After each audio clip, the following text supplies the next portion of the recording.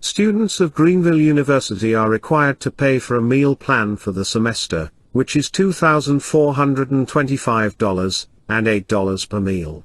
This is understandable if people are willing to pay for it because it is convenient for students that don't have time to cook or are on a budget.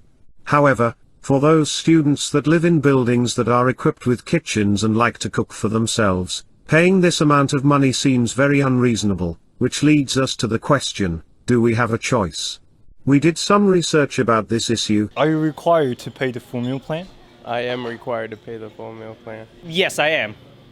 Yeah, not really if you live in a housing plan, like the housing, whatever. Yeah. So so I guess you're not leaving the house. So you're If you live in the house, you don't have to. You can take the half meal, whatever. But if you live in the dorms, yeah, you gotta pay for that. You're not required to if you don't want to. You can you can talk to like Dawn, Mole, and get something figured out so you could talk to your doctor. I actually went through this last year because I reduced my meal plan. So it's possible to get off if you don't want to. It's not easy. I won't lie. It's not easy. Yes. So I'm an international student too, and that means I have to pay the full meal plan. And it is nearly impossible to cancel the meal plan. The only people that can cancel the meal plan are the ones with severe intolerance or allergies and provides medical proof of having this condition. Most of the students are required to have a full meal plan. What is the point of having kitchens in the dorms if we cannot use them? Technically speaking, we are allowed to use the kitchen. However, from an economic perspective, we have to make decisions with the resources we have. If we are paying for a full meal plan, that means we are not going to have money to buy groceries from the supermarket to cook, which makes the kitchens in buildings completely pointless. This just leaves students without a choice, because it is clear that we are not going to use the kitchens. Our only option is to eat at DC. Why is the university is asking us to pay for a meal plan? We've required students to be on the meal plan long before I was a student here. I'm guessing probably for all of Greenville's history, we've required students to be on a meal plan.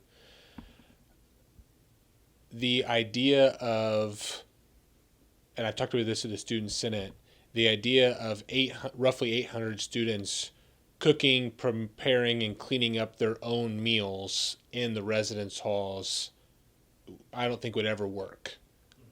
Many of our buildings don't have kitchens. And the ones that we do, they couldn't support having that many students, like I keep saying, cooking, preparing, and cleaning up like after themselves for a meal. And so the easiest way to do that from a logistical standpoint is you provide a cafeteria and students eat together. I'm a big fan of, and I know some students disagree with me on this, I think a lot of community happens around meals and people eating together. And so by requiring students to eat together, in the dining commons and or the union provides the same reason why I think students should live on campus. I think living on campus is a different experience than living off campus. And so requiring students to live on campus, I think, is a big value and a part of the education of being at Greenville. Okay. Yeah. We do have a contract with Fresh Ideas, our food service provider, where, we tell them how many students we have and they charge us based on that head count. And then, after they get that money, they cover everything else. So they cover buying the food, they cover preparing the food, meal planning, all of that is handled by them. And so I don't know, how much of the student bill in terms of the meal plan charge goes to Fresh Ideas and how much stays, in Greenville. Yeah, but I know it's a very large contract because when you're paying for 800 students for roughly 40 weeks worth of meals, that's a lot of food. That's a lot of food. Yeah. We understand why university is doing this. University has contracted with Fresh Ideas to provide food for students, Giving a choice to cancel a meal plan means less money for fresh ideas. The Dean of Students Ross Baker acknowledges this agreement. It is not a mystery. However, we still don't think it is fair to technically force students to pay for a meal plan. It is unfair to force students to pay for a meal plan, and it is more unfair that the food DC provides is not meeting the students' expectations. Since you work here, like you say, on a scale of 1 to 10, how do you rate the food from DC? Probably like a 6 out of 10. 6 out of 10. Yeah, that's a passing grade. It's not too bad. It's kind of bad. I'm not gonna lie, but go ahead, bro. All right. Yeah. So, do you think the food from DC do you think they're like fast food? Do I think it's like fast food? Yeah.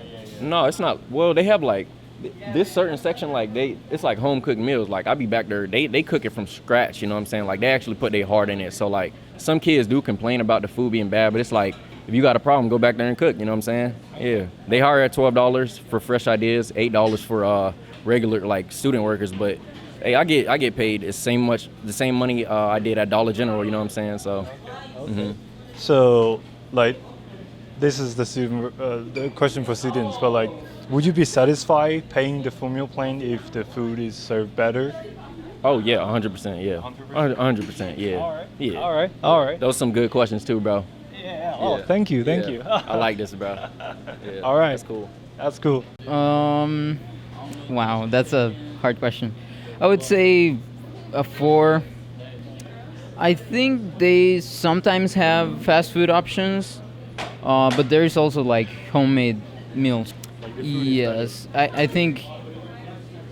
Yeah, I would be happy if the food quality was better. Cause yeah, definitely.